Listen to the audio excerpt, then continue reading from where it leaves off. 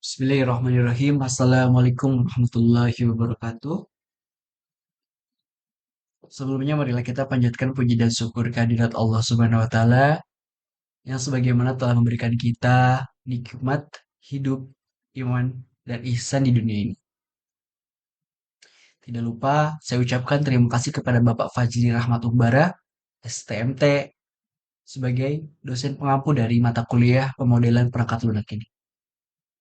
Perkenalkan, nama saya Rifki Poji Anwar dengan NIM akhiran 079 dari kelas DSMB. Di sini saya akan menjelaskan memahami arsitektur microservice, revolusi pengembangan perangkat lunak dari monolitik ke layanan independen. Di sini pertama akan membahas sejarah dan evolusi. Mari kita contohkan pada warung kecil versus restoran. Monolitik itu seperti warung yang dikelola satu orang. Dia yang memasak, melayani meja, mencuci piring, dan jadi kasir. Jika dia sakit, satu bagian akan error. Warung akan tutup total. Microservice itu seperti restoran besar dengan departemen khusus. Ada koki, pelayan, kasir, dan bagian kebersihan. Mereka bekerja mandiri. Jika pelayanan sakit, koki tetap bisa masak. Mereka berkoordinasi lewat sistem pesanan API. Secara ilmiah, modularitas dan coupling, monolitik memiliki tight coupling, yaitu keterikatan kuat, di mana perubahan pada modul A beresiko merusak modul B, karena mereka berbagi memori dan basis data yang sama. Microservice menerapkan loose coupling and high cohesion, di mana setiap layanan terisolasi secara logis dan fisik. Di sini akan menjelaskan tentang pengertian dan definisi. Pendekatan arsitektur di mana aplikasi dibagi menjadi kumpulan layanan kecil yang independen dan saling berkomunikasi melalui API. Ini untuk definisi. Jika tidak tahu, mari kita mengenali API. Apa itu API? Dalam pemrograman, API yaitu Application Programming Interface adalah perantara atau penerjemah yang memungkinkan dua aplikasi berbeda untuk berkomunikasi dan bertukar data atau fungsi secara terstruktur. Menggunakan aturan dan protokol yang telah ditentukan, seperti menu di restoran di mana kita memesan request dan dapur menyiapkan response, hidangan yaitu data atau fungsi. Ibarat seperti itu ya. API memfasilitasi integrasi fitur tanpa harus membangun semuanya dari nol. Menyederhanakan pengembangan serta memungkinkan berbagai data secara aman dengan hanya mengekspos informasi yang dibutuhkan. Kita contohkan lagi untuk API biar lebih jelas. Ini menurut analogi manusia dari contoh resepsionis hotel. API Gateway adalah resepsionis. Tamu tidak perlu keliling hotel mencari kamar atau kolam renang sendiri. Tamu cukup bicara ke resepsionis dan resepsionis yang mengarahkan atau memanggil petugas yang relevan. Database per service, ibarat setiap petugas punya buku catatan, yaitu lognya sendiri. Koki punya Koki punya catatan stok bahan, kasir punya catatan keuangan. Mereka tidak saling mencoret-coret buku catatan orang lain agar tidak terjadi kekacauan. Secara ilmiah ada yang disebut enkapsulasi dan persistence ignorance. Apa itu? Setiap layanan membungkus enkapsulasi. Jadi enkapsulasi itu yaitu membungkus atau save dari data yang telah kita terima. Jadi data itu tidak akan bocor dengan gampang. Makanya kita memerlukan adanya enkapsulasi.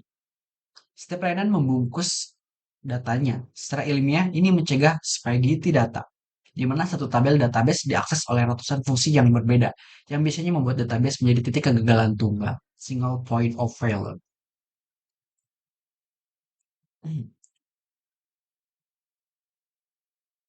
Nah, di sini ada konsep dasar dan definisi terkait. Di sini API Gateway, pintu masuk tunggal untuk semua permintaan klien.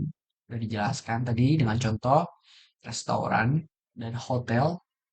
Containerization yaitu teknologi utama untuk membungkus microservice Docker. Ini adalah dari sistem enkapsulasi. Lalu di sini ada database per service. Setiap layanan memiliki database sendiri untuk otonomi data. Lalu di sini ada service discovery. Mekanisme agar layanan bisa saling menemukan lokasi secara dinamis. Di sini ada gambar itu contoh dari konsep pada API gateway. Di sini ada klien meminta request ke gateway. Di sini gateway akan mengerjakan beberapa bagian fungsi seperti product, shopping cart, pricing, order. Ketika gateway berperan penting terhadap service registry, maka service registry akan sama-sama berfungsi sebagai product, shopping cart, pricing, order. Ini seperti berkaitan. Jika pada database itu seperti relasi, kalau tidak salah ya, many to many. Itu seperti saling berkaitan. Jika ada satu hal yang dapat dimuat banyak, maka tetap akan banyak, tetap akan memberikan tabel atau tabel baru seperti itu.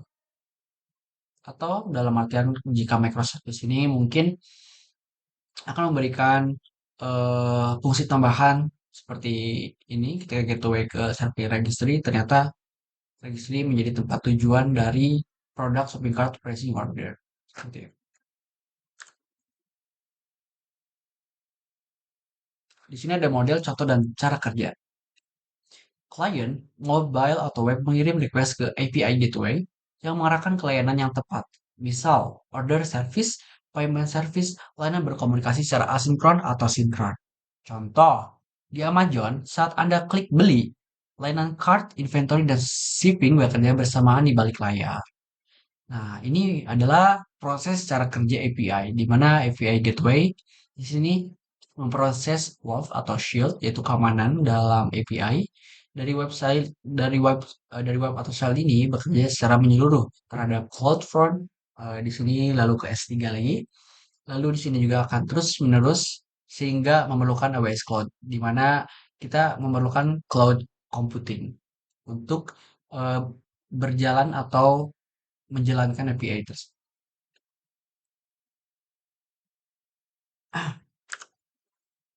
Di sini ada analogi dark matter versus dark energy.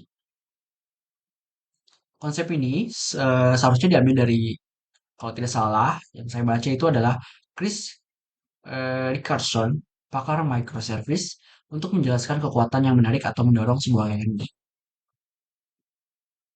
Dark energy, apa itu? Nah, dark energy adalah gaya tolak, atau di sini repulsion. Gaya mendorong pemisahan layanan otonomi tim, kecepatan deployment. Tadi yang saya sebutkan yaitu gaya tolak. Seperti keinginan setiap anggota tim untuk punya meja sendiri, jam kerja sendiri, dan laptop sendiri supaya bisa kerja cepat tanpa diganggu. Mendorong pemisahan menjadi layanan kecil. Jadi dark energy ini tidak memerlukan hanya fokus terhadap masing-masing fungsi agar bisa bekerja untuk setiap fungsi itu secara mandiri. Jadi tidak ada bantuan dari fungsi-fungsi lain yang akan mungkin membuat microservice tersebut akan terganggu. Di sini ada dark matter, attraction, seperti kebutuhan tim untuk tetap rapat koordinasi supaya hasil kerjanya nyambung satu sama lain.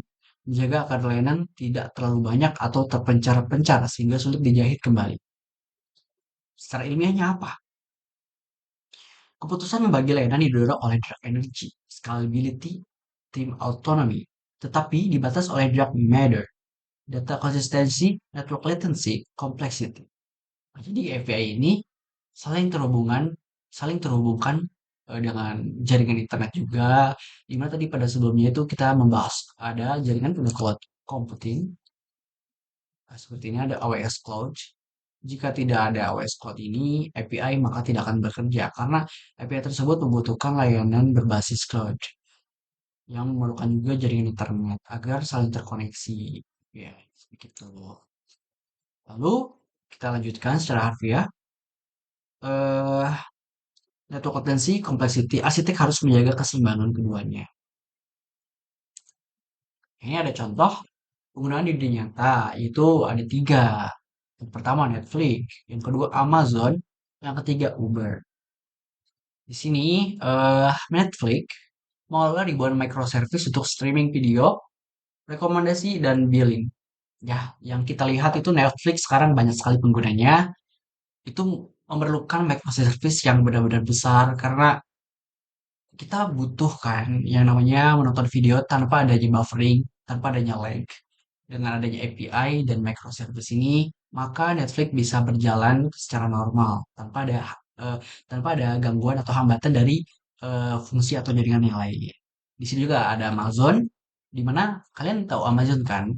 Amazon itu yaitu tempat pembelian atau tempat website secara internasional atau global, yaitu membagi situs e-commerce raksasa menjadi ratusan layanan kecil keranjang pencarian ulasan.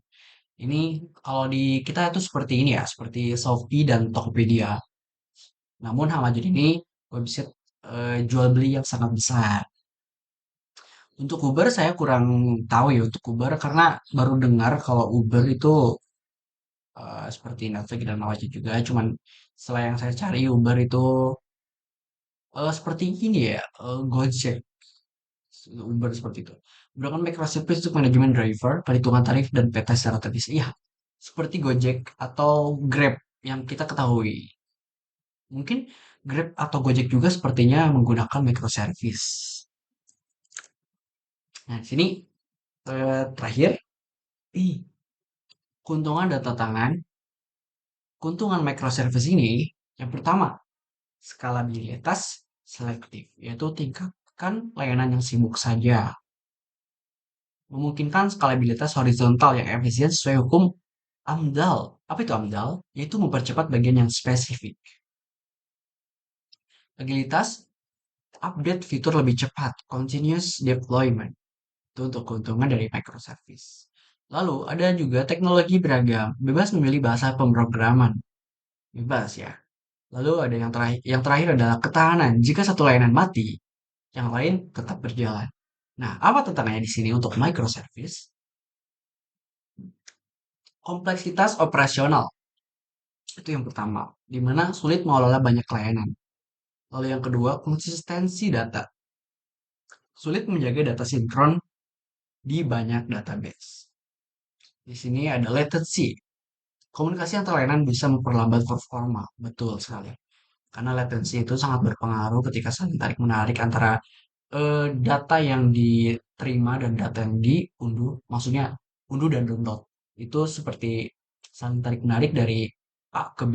Jika data tersebut dari A ke B akan terganggu, maka latency yang kita dapatkan ya pasti besar juga. Yang menyebabkan microservice akan sangat mempengaruhi terhadap kecepatan pada layanan aplikasi. Di sini ada debugging yang terakhir yaitu sulit melacak error atau maksud saya antar layanan. Apa kerugiannya dari microservice? Berdasarkan teorema CAP, microservice seringkali harus mengorbankan konsistensi instan demi availability dan partition tolerance. Inilah mengapa muncul istilah eventual konsistensi, yaitu data akan konsisten pada akhirnya, tidak selalu seketika. Maka kesimpulan yang dapat diambil yaitu yang pertama, bukan solusi universal. Microservice bukan silver bullet untuk semua masalah. Cocok untuk skala besar itu. Yang kedua, sangat cocok untuk aplikasi skala besar dan tim yang banyak. Seperti tadi yang sudah dibahas pada yang pertama itu Amazon, yang kedua kita ulang kita balik lagi. Yang pertama itu Netflix, yang kedua Amazon dan yang terakhir itu Uber. Itu sangat cocok ya untuk skala yang besar. Lalu yang terakhir investasi otomatisasi. Itu membutuhkan investasi besar dalam otomatisasi CI/CD dan monitoring. Mungkin itu yang dapat saya sampaikan. Kurang lebihnya mohon maaf jika ada kata-kata atau kalimat yang mungkin salah dari saya sendiri, saya pribadi. Mohon dimaafkan karena saya belum sempurna. Saya juga masih belajar. Mungkin cukup sekian dari saya. Saya Rifki Fauji. Saya pamit. Wassalamualaikum warahmatullahi wabarakatuh.